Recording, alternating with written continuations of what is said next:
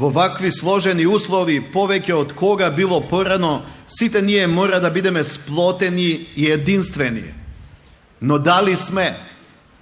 Се вели дека најдобар начин да се разбере карактерот на една нација е да се знае која е нејзината најголема вредност.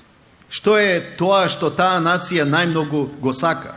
Дали е тоа слободата, или правдата, или честа, или богатството? Дали е тоа минатото, сегашноста или иднината?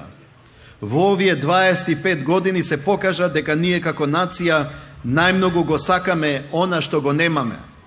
И затоа го запоставуваме она што го имаме, а тоа е државата. Во време кога во светот немавме многу пријатели и сојузници, требаше сами да се бидеме најверните пријатели и најлојалните сојузници. Но духот на реваншизмот не мируваше. Многу брго се отворија старите рани и се фрли сенка врз независноста.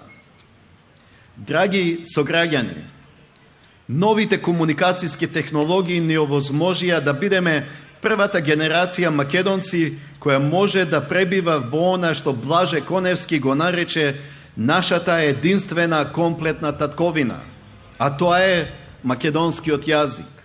За прв пат во историјата во реално време можеме да комуницираме со сите наши сонародници во светот на нашиот македонски јазик. Но со какви зборови ја исполнивме таа татковина? Цинизмот е се поприсутен. Наместо да се издигнуваме, ние со зборови се понижуваме. Станавме политички поларизирано општество, запоставувајќи ја политичката култура.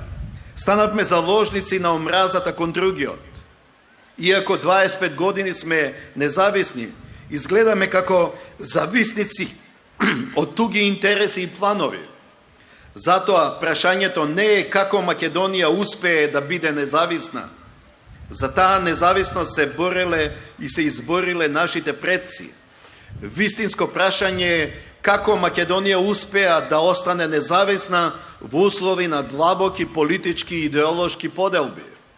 Во услови кога противникот го омаловажуваме, деградираме, дехуманизираме, наместо да го почитуваме неговото право на различно мислење и истото да го побиваме со аргументи.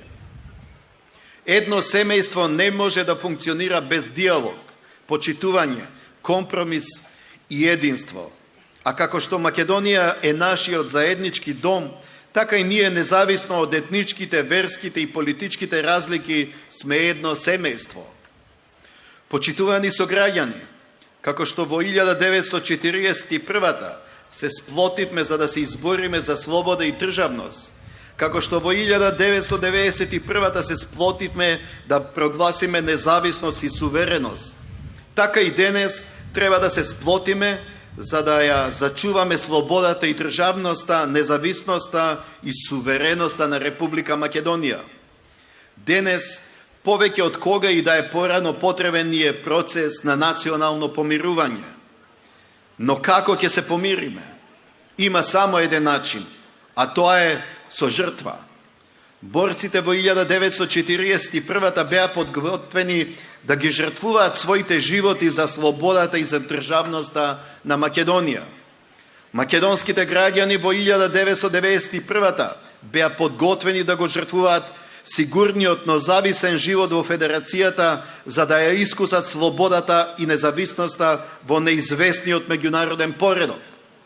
Така и денес, кога одбележуваме четврт век независност, мора да дадеме жртва за да се помириме, да се сплотиме и да обстанеме во овој анархичен свет.